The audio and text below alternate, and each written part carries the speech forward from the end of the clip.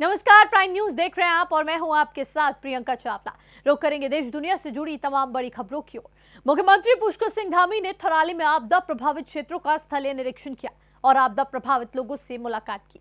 इस दौरान ग्रामीणों ने मुख्यमंत्री पुष्कर सिंह धामी से आग्रह किया कि वह अपर के गांवों का भी रास्ता खुलवा दें। तो वहीं मुख्यमंत्री ने ग्रामीणों को आश्वासित किया कि रास्ता खुलने का काम युद्ध स्तर पर जारी है और जैसे ही मार्ग सुरक्षित होगा वो स्वयं वहां गांव वासियों के साथ जाकर हालातों का जायजा लेंगे। थराली आपदा के समय लगातार 3 दिन तक प्रभावित क्षेत्र में डटे रहे और हर राहत एवं बचाव कार्य की खुद मुख्यमंत्री पुष्कर सिंह धामी ने मॉनिटरिंग की। मुख्यमंत्री ने साफ संदेश दिया कि उत्तराखंड सरकार हर पीड़ित परिवार के साथ खड़ी है और प्रभावित गांवों तक राहत और सहायता पहुंचाने के लिए हर संभव प्रयास किए जा रहे हैं।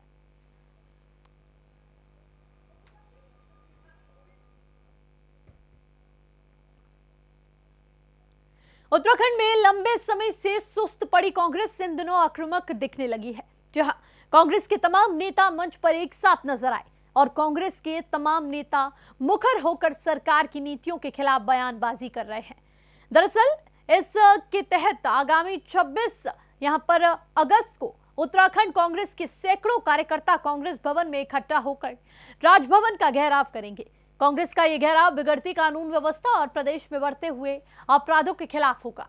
कांग्रेस ने आपसी कड़वाहट को दूर कर एकजुट होकर सड़कों पर उतरते हुए संभव आगामी विधानसभा चुनाव में मजबूती से अपनी उपस्थिति दर्ज करवाने के लिए रणनीति बनाई।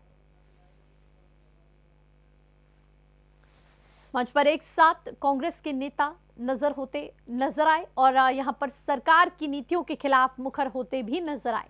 26 अगस्त को कांग्रेस राजभवन का घेराव करेगी और अपनी जो तमाम चीजें जिसका विरोध कांग्रेस पार्टी यहां पर करती आ रही है और जो सरकार की नीतियां हैं जिसके खिलाफ कांग्रेस पार्टी है उनके खिलाफ 26 अगस्त को बड़े पैमाने पर राजभवन का घेराव किया जाएगा, जिसमें सभी कांग्रेस के नेता इकट्ठे होंगे और सरकार की नीतियों के खिलाफ यह आक्रामक अंदाज दिखाएंगे।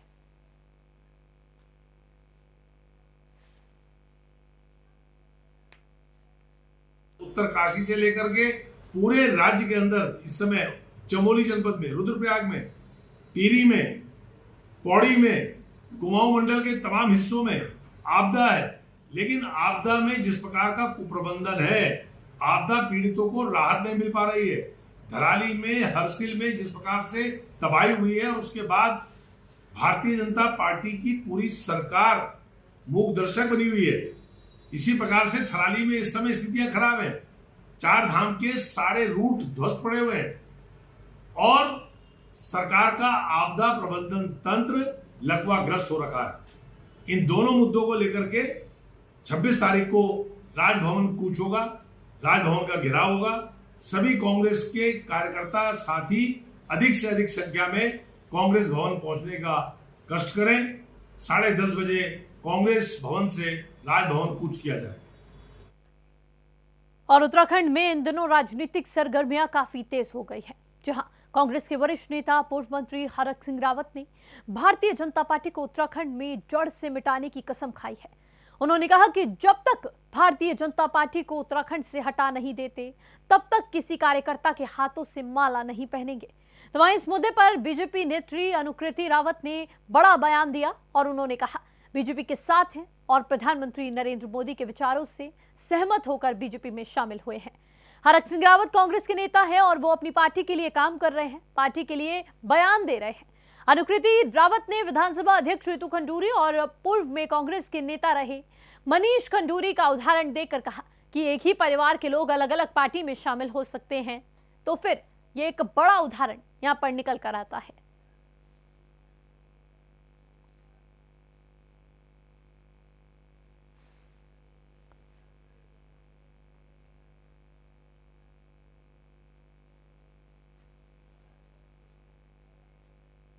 और खदम उधम सिंह नगर के जसपुर से है, जहां खड़ी विकास अधिकारी कार्यालय के सभागार कक्ष में कार्यशाला का आयोजन किया गया। इसमें जिले से लेकर तहसील स्तर तक 19 विभागों के अधिकारियों ने कार्यशाला में हिस्सा लिया। इस दौरान त्रिस्तरीय पंचायत चुनाव में चुने गए नवनिर्वाचित जनप्रतिनिधि ग्राम प्रधान मौजूद रहे। इस दौरान जसपुर क्षेत्रीय कांग्रेस विधायक आदेश सिंह चौहान और जसपुर नगर पालिका परिषद चेयरमैन नौशाद सम्राट मौजूद रहे। इसी दौरान कार्यशाला में पहुंचे सभी विभागों के अधिकारियों ने उनके विभाग द्वारा चलाई जा रही सरकारी जन कल्याणकारी योजनाएं और मृत्यु प्रमाण पत्र पंजीकरण, महात्मा गांधी राष्ट्रीय ग्रामीण रोजगार योजना, प्रधानमंत्री आवास योजना, ग्रामीण विधवा पेंशन, वृद्धा पेंशन और विकलांग पेंशन सहित अनेक योजनाओं के बारे में विस्तार से जानकारी दी। तभी वहां मौजूद जनप्रतिनिधियों ने अधिकारियों द्वारा की गई अव्यवस्था के चलते जनप्रतिनिधियों ने जारी कार्यशाला के बीच का बहिष्कार किया। जारी कार्यशाला को छोड़कर वो बाहर आ गए।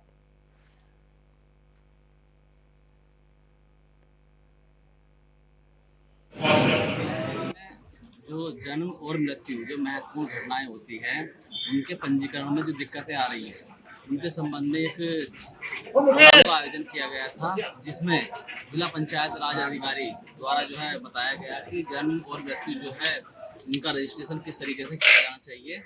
21 दिन के भीतर जो है निःशुल्क किया जाएगा और 21 दिन के बाद में जो है कुछ शुल्क लगाने के बाद में और इसका प्रमाण पत्र जारी किया जाएगा। और पिछले कुछ दिनों से कांग्रेस के वरिष्ठ नेता हरक सिंह रावत के बयान पर उत्तराखंड की राजनीति में बवाल मचा हुआ है। तो वहीं हरक के इस बयान को लेकर बीजेपी के लैंसडाउन विधायक महंत दिलीप सिंह रावत का कहना है कि हरक सिंह रावत राजनीति में नॉन सीरियस व्यक्ति हैं। उनसे पूछा गया कि 5 साल पहले ये घटना हुई तब उन्होंने ये बात क्यों नहीं उठाई। विधायक ने हरक सिंह रावत को नॉन सीरियस नेता करार दिया है।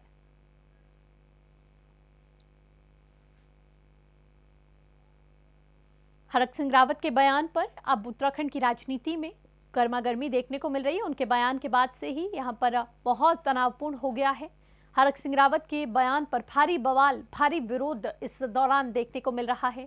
साथ ही बीजेपी विधायक ने साफ तौर पर कहा कि नॉन सीरियस व्यक्ति हैं और हरक सिंह रावत के बयान के बाद से ही यहां पर अब बवाल देखने को मिल रहा है और राजनीति गर्मा गई है।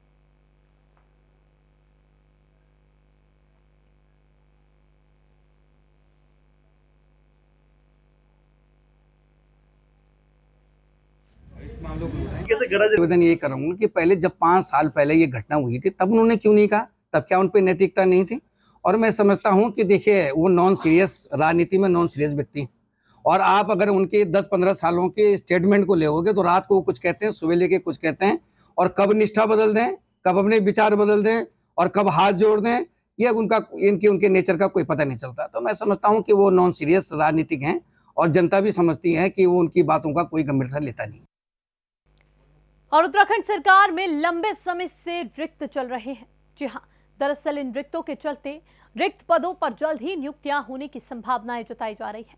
प्रदेश सीएम पुष्कर सिंह धामी ने दिल्ली से लौटने के बाद कहा कि मंत्रिमंडल विस्तार पर चर्चा हो रही है और जैसे ही हाईकमान का आदेश आएगा उसी के अनुरूप निर्णय लिए जाएंगे। सीएम ने साफ तौर पर कहा कि पार्टी संविधान के अनुरूप कार्य करती है। इसके चलते हाईकमान को हरी झंडी मिलते ही मंत्रिमंडल का विस्तार कर दिया जाएगा।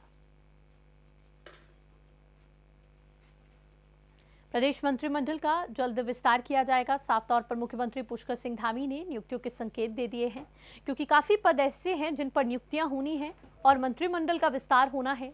हालांकि मुख्यमंत्री पुष्कर सिंह धामी ने साफ तौर पर कहा कि जो पार्टी है वो संविधान के साथ चलती है। ऐसे में जब हाईकमान की तरफ से हरी झंडी दिखा दी जाएगी तभी नियुक्तियां यहाँ पर की जाएगी। सीएम धामी ने नियुक्तियों को लेकर ये बड़ा संकेत दिया। इसके बाद से उम्मीदें जताई जा रही हैं कि हाईकमान की हरी झंडी यहां पर मिलने के बाद ही जल्द ही मंत्रिमंडल के विस्तार को यहां पर कर लिया जाएगा।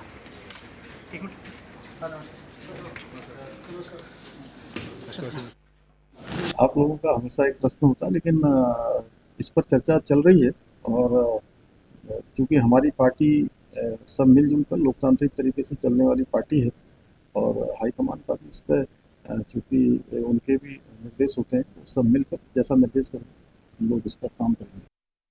और खबर देहरादून से है, जहां पर पूर्व मुख्यमंत्री त्रिवेंद्र सिंह रावत का एक पत्र सोशल मीडिया पर वायरल हो गया है।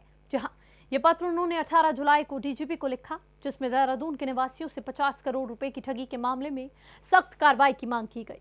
पत्र में पुरोला के खिलाड़ी निवासी अंकित रावत पर करोड़ों की ठगी का गंभीर आरोप लगाया गया। बताया जा रहा है कि अंकित रावत के खिलाफ पहले से ही कई जिलों के पुराला और मोरी थाने में मुकदमे दर्ज थे। पूरे मामले ने यहाँ पर सियासी हलचल मचा दी है और अब पूर्व सीएम ने इसे देवभूमि उत्तराखंड के लिए शर्मनाक और चिंताजनक करार देते हुए दोषियों पर कठिन कार्रवाई की यहां पर मांग की है। 50 करोड़ की ठगी का ये पूरा मामला बताया जा रहा है, जिसके चलते डीजीपी को पूर्व सीएम त्रिवेंद्र सिंह रावत का पत्र भेजा गया। उन्होंने अपने सोशल मीडिया प्लेटफॉर्म पर भी इस पत्र को साझा किया और साफ तौर पर कहा कि उत्तराखंड जैसी देवभूमि में इस तरह की घटनाएं बेहद ही दुर्भाग्यपूर्ण, बेहद ही शर्मनाक है, जो कि उत्तराखंड की इमेज को भी खराब करती हैं। ऐसी घटना करने वालों के खिलाफ सख्त से सख्त कार्रवाई होनी चाहिए और उनके खिलाफ कड़ा कदम प्रशासनिक कार्रवाई के बाद यहाँ पर लिया जाना चाहिए और जिन भी लोगों को इस दौरान ठगा गया उन सभी के पैसे इस दौरान वापस मिलने चाहिए पूरे मामले की जांच के बाद।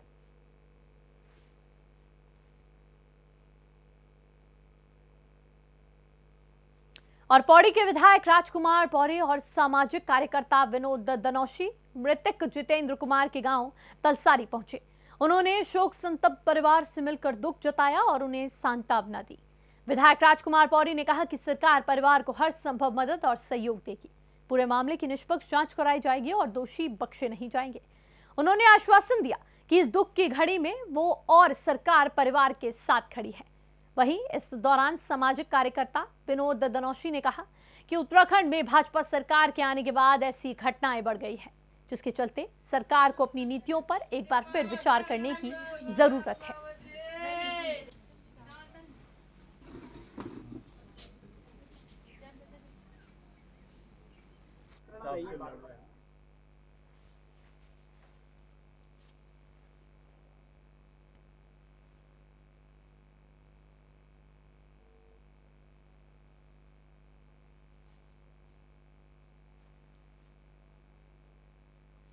और मुख्यमंत्री पुष्कर सिंह धामी चमोली जिले के थराली क्षेत्र में पहुंचे, जहां पर उन्होंने हाल ही में हुई आपदा से प्रभावित लोगों से मुलाकात की। सीएम धामी ने वहां के आपदा प्रभावित इलाकों का जमीन पर जाकर निरीक्षण किया और हालातों का जायजा लिया। उन्होंने स्थानीय लोगों से मुलाकात कर उनकी समस्याएं सुनी और उन्हें हर संभव मदद देने का आश्वासन दिया। मुख्यमंत्री ने कहा कि सरकार लोगों के साथ खड़ी है और राहत और पुनर्वास के लिए सभी जरूरी कदम उठाए जाएंगे। सरकार हर एक व्यक्ति के साथ है, इसमें डरने वाली कोई बात नहीं। आपदा में सरकार लोगों के साथ खड़ी है। आपदाग्रस्त लोगों से मुख्यमंत्री पुष्कर सिंह धामी ने मुलाकात की और उनको आश्वासन दिया, उन्हें भरोसा दिलाया कि सरकार उनकी इस मुश्किल घड़ी में उनके साथ खड़ी है और उनके पुनर्वास का भी यहां पर ऐलान मुख्यमंत्री पुष्कर सिंह धामी की तरफ से किया गया। थराली मुख्यमंत्री पुष्कर सिंह धामी पहुंचे और उन्होंने यहां पर ग्राउंड जीरो पर पहुंचकर सभी जो राहत बचाव कार्य चलाए जा रहे हैं, बादल फटने की घटना के बाद से जो राहत बचाव कार्यों में तेजी आई है, ग्राउंड जीरो पर पहुंचकर मुख्यमंत्री पुष्कर सिंह धामी ने इसका जायजा लिया, अधिकारियों को सख्त दिशा निर्देश दिए और तमाम टीमें जो वहां पर रेस्क्यू अभियान में जुटी हुई हैं उनसे साफ तौर पर कहा कि जल्द से जल्द रेस्क्यू अभियान पूरा कर लिया जाना चाहिए।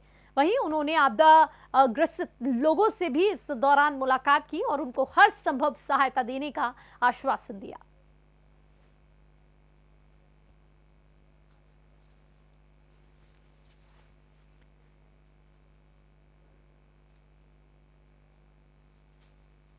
एक तरफ धराली भीषण आपदा से जूझ रहा है तो वहीं दूसरी तरफ सामाजिक और सामुदायिक स्वास्थ्य केंद्र थराली के डॉक्टर और स्वास्थ्यकर्मी मरीजों के साथ दुर्व्यवहार कर रहे हैं। दरअसल शनिवार को एक मरीज गौरी देवी इलाज के लिए अस्पताल गया तो डॉक्टर ने उन्हें बाहर जाने को कहा और आपदा का बहाना बनाकर इलाज से मना कर दिया। नगर पंचायत ने अध्यक्ष सुनीता रावत ने जब इस बारे में डॉक्टर अमित रुद्र से जानकारी लेने की कोशिश की तो उनके साथ भी दुर्व्यवहार किया गया। फार्मासिस्ट ने मरीज गौरी देवी को अपमानजनक शब्द कहे और पत्रकार द्वारा वीडियो बनाने पर स्टाफ नर्स ने उनका फोन छीनने की कोशिश की। इस व्यवहार से नाराज होकर नगर पंचायत अध्यक्ष ने कार्रवाई न होने पर उग्र आंदोलन और धरने की चेतावनी दी है।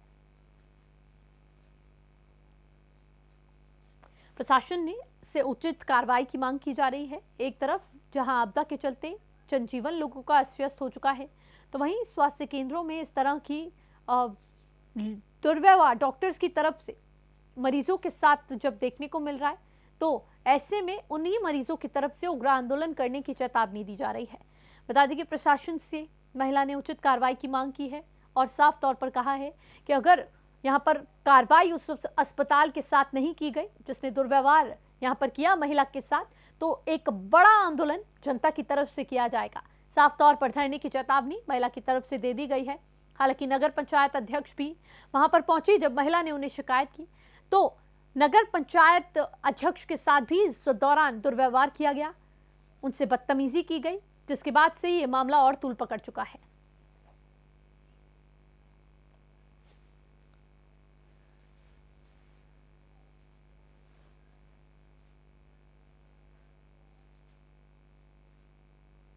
जैनपुर झंझेड़े गांव में रमजान माह में अभिलेखों की कमी के कारण बंद हुआ मदरसा एक बार फिर शुरू हो गया है। जी हां, ये संभव हो पाया है खानपुर विधायक उमेश कुमार के प्रयासों से। मदरसे के फिर से शुरू होने के अवसर पर विधायक उमेश कुमार ने राज्य सरकार पर निशाना साधते हुए कहा कि जिन मदरसों के कागजात पूरे नहीं हैं और पूरे हैं, उनके खिलाफ कार्रवाई करना नाइंसाफी है। उन्होंने सरकार को बेलगाम बताते हुए हरिद्वार को अस्थायी और गैरसैंण को स्थायी राजधानी बनाने की मांग भी यहां पर दोहरा दी है।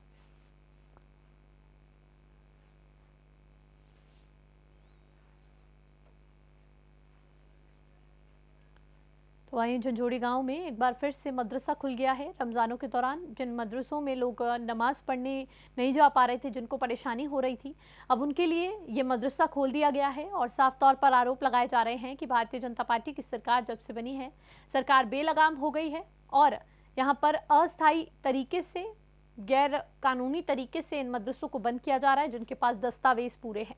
विधायक ने सरकार को बेलगाम बताते हुए सरकार को आड़े हाथों लिया। गैरसैंण को स्थायी राजधानी बनाने की भी मांग की गई।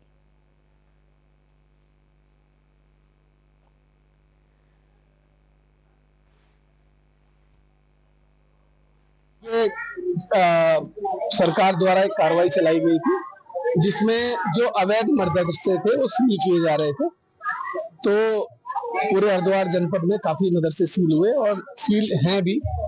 और मेरा कहना है जिनकी कागजी कार्रवाई पूरी है और जिनके द्वारा कोई भी अनैतिक काम नहीं किया जा रहा, जहां पर शिक्षा का इस्तेमाल किया जा रहा, उन मदरसों का सील करना मुझे लगता है गलत है। अगर उनके पेपर, उनके दस्तावेज पूरे हैं और वो दिखाते हैं तो खोल देने चाहिए, और नहीं दिखाते और अवैध हैं और उनके पास कागज भी नहीं है तो मुझे लगता है बिल्कुल नहीं चलने चाहिए। देखिए,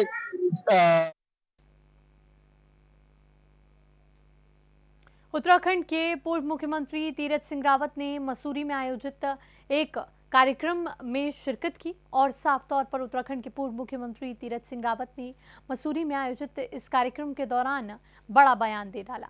उन्होंने कार्यक्रम में राज्य की नौकरशाही पर जोरदार हमला बोला। उन्होंने भ्रष्टाचार और प्रशासनिक ढांचे पर सवाल उठाते हुए कहा, उत्तराखंड बनने के बाद भी भ्रष्टाचार का ट्रक उसी रफ्तार से चल रहा है। बस फर्क इतना है कि अब ड्राइवर और यात्री दोनों यही के हैं। रावत ने तंज कसते हुए कहा कि जब उत्तराखंड यूपी का हिस्सा था तब अफसर ट्रक भर कर ले जाते थे, अब तो ट्रक भरने वाले भी यही के हैं और काजू बादाम किशमिश खाने वाले भी यही के लोग हैं। उनकी ये टिप्पणी सुनकर कार्यक्रम में मौजूद लोग दंग रह गए, लेकिन तालियों की गूंज से उनकी बातों का समर्थन यहां पर मिला। उत्तराखंड में भ्रष्टाचार के ट्रक को लेकर बड़ा बयान उत्तराखंड के पूर्व मुख्यमंत्री तीरथ सिंह रावत की तरफ से सामने आया, जिसके बाद से उत्तराखंड में राजनीति गर्मा गई है। हालांकि आपको बता दें, उत्तराखंड में भ्रष्टाचार का ट्रक तेजी से दौड़ रहा है। ये बड़ा बयान तीरथ सिंह रावत की तरफ से दिया गया, जिसके बाद से ही यहाँ पर एक कार्यक्रम के दौरान उन्होंने ये बड़ा बयान दिया, जिसके बाद लोग दंग रह गए। हालांकि लोगों ने उनकी बात का समर्थन किया क्योंकि उनकी तालियों की गूंज ये उस बात का समर्थन यहाँ पर करवा रही थी।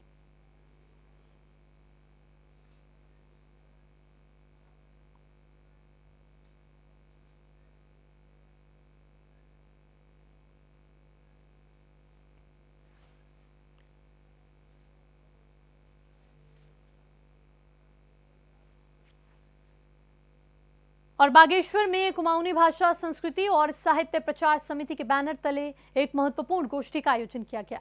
यह आयोजन प्रेस क्लब सभागार में किशन सिंह मलंडा के नेतृत्व में हुआ।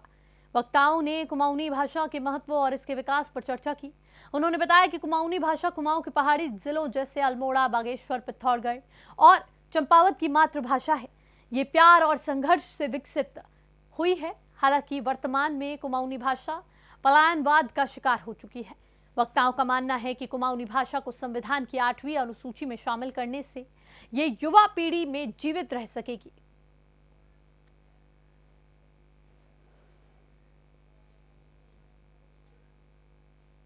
मुख्यतः बात ऐसी है कि अपनी बोली भाषा संस्कृति प्रचार प्रसार के अंतर्गत हम ये चाहते हैं कि हमारी जो बोली यहाँ पर बोली जाती है मुख्य रूप से कुमाऊनी बोली, जिसका जो इतिहास है बड़ा ही गौरवपूर्ण इतिहास है और एक सामरिक दृष्टि से उसको 8वीं अनुसूची में बहुत पहले ही शामिल हो जाना चाहिए था। तो निरंतर पूरे प्रदेश से लेकर जनपद और विकासखंड स्तर पर इसके प्रयास रहते हैं कि क्यों न इस बोली को, जो हिंदी से भी पुरानी बोली है, इसको आज तक 8वीं सूची में शामिल किया गया। उसके निमित्त आज हम अपनी बोली भाषा को भूलते हुए अन्य भाषाओं पर जो ज़्यादा फोकस हम दे देते हैं, हम हिंदी की ओर जाते हैं, अंग्रेजी की ओर जाते हैं। तो ठीक उसी के निमित्त हमारी जो अपनी बोली भाषा होती है कुमाऊनी, उसका चाइना से, तिब्बत से, नेपाल से हम इस प्रकार से जकड़े हुए सामरिक दृष्टि रहते हैं और कई प्रकार की ऐसी हमारे सांकेतिक दृष्टि से उस भाषा को आगे हमारी नई पीढ़ी को जो भूलते हम जा रहे हैं, उनमें प्रचार प्रसार हो, वो उससे जुड़े। और खबर रामनगर से, जहां सिंचाई नहर में एक युवक का शव मिला। शव मिलने से इलाके में हड़कंप मच गया। घटना की जानकारी मिलने पर मौके पर पहुंची पुलिस ने शव को कब्जे में लिया। शव की पहचान की गई। मृतक की शिनाख्त सतपाल सिंह नेगी निवासी ग्राम नारायणपुर मलिया के रूप में हुई है। पुलिस ने शव को पोस्टमार्टम के लिए भेज दिया है और शव के पोस्टमार्टम के बाद परिजनों को सौंप दिया गया है। हालांकि पुलिस इस पूरे मामले की जांच कर रही है।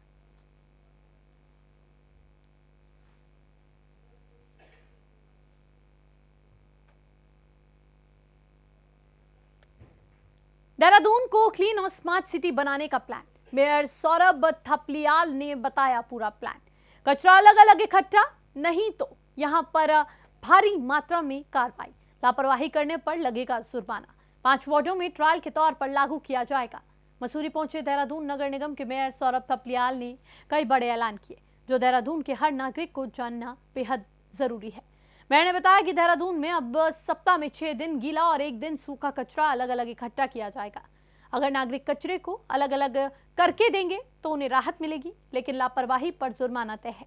इस योजना को पहले 5 वार्डों में ट्रायल के तौर पर लागू किया जाएगा। मेयर का मानना है कि साफ सफाई की लड़ाई नागरिकों की भागीदारी के बिना नहीं जीती जा सकती। चले वहीं फिलहाल के लिए इस बुलेटिन में इतना ही। देश और दुनिया से जुड़ी तमाम खबरों के लिए बने रहे हमारे साथ और देखते रहें प्राइम न्यूज। नमस्कार।